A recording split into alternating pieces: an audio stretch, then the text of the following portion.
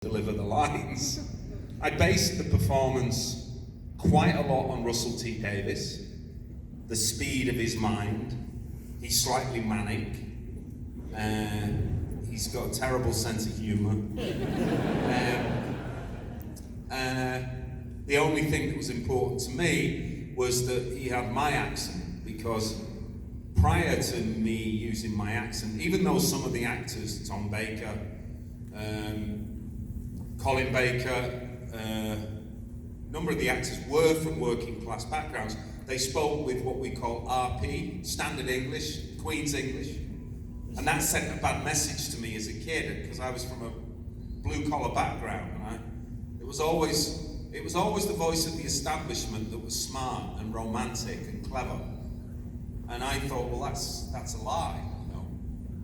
I know people with my accent who, like Alan Turing, for instance. I don't know if anybody knows who Alan Turing is. I mean, he could have been the Doctor.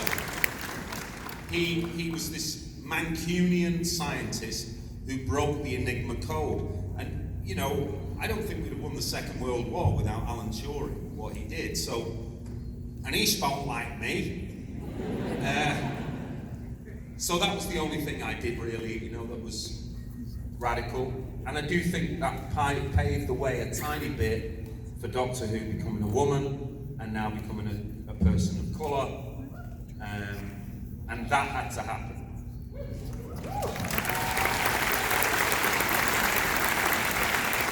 You also worked with Russell Davies on Second Coming. That's right, yeah, I did. And I know that you've talked about the fact that it was shortened because the production wasn't able to be as big as he'd envisioned. That's right, yeah. I would say that both your character in that and the Doctor both are showing up to show humanity. Like, you guys have to do a little bit of work. Holding a mirror up. Yes. Yeah. How did you feel about doing those, and did it allow you to have trust in Russell to do the Doctor? Yeah, having worked with Russell on Second Coming, I read in the trades that he was going to go on to Doctor Who, and if you looked at what he'd done before, I mean, the masterpiece and Game Changer, which is Queer as Folk, and then Second Coming, you didn't necessarily equate him with Doctor Who, so I knew Doctor Who was going to be dragged into the 21st century. I knew I think he probably intended way back then to get where he is now, where an actor of colour and a gay man is playing the Doctor. He wanted to change that. And I'd always pursued more politically engaged work. So I thought there's a way of doing this for young people, because they're the most important audience in the end. Sorry, I know we're all adults in here, but it is a children's programme as well. This adult got terrified. Yeah.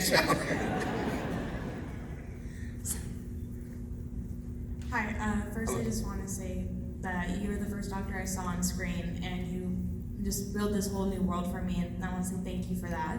Thank you. And also, I wanted to ask, when you started first coming on the show and started figuring out who kind of your Doctor was and how you wanted to portray him, was your dynamic with Billie Piper, Rose Tyler, did that help you kind of build your character?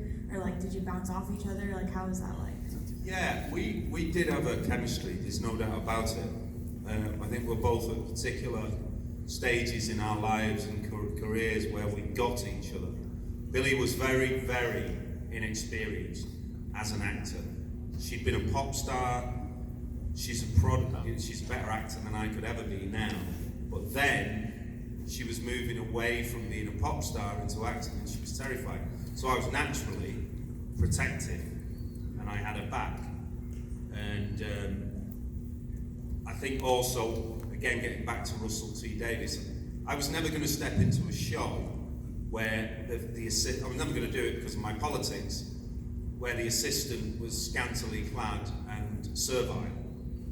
And one of the great things Russell did was he feminised Doctor Who. And she was just as important to the show, Billie was and Rose was. So all that helped me, I got a lot of credit for work that Billy and Russell did, because I was the doctor. It's that thing of being the tip of the iceberg. Yeah.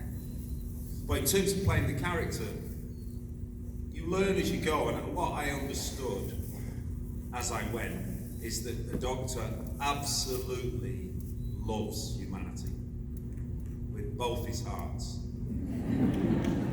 And that's the key thing. He's all about love for you stupid apes.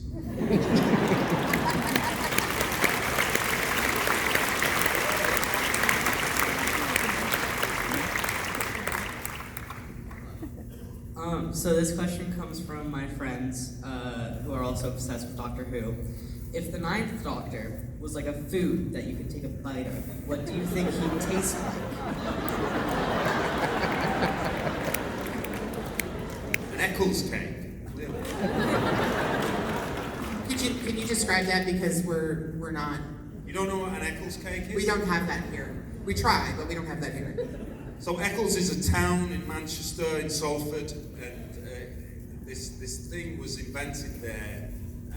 It's a pastry covered in, lightly dusted in sugar and filled with, God, what do you call it in America? We have such different things. Currants?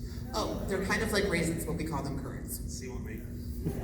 So he'd probably be, God, that's if he was a food.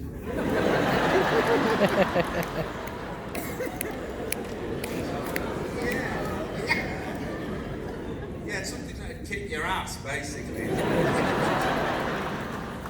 There's some chilies in there, wouldn't there? He said burnt toast. Pardon? Burnt toast. Burnt toast, I beg your pardon.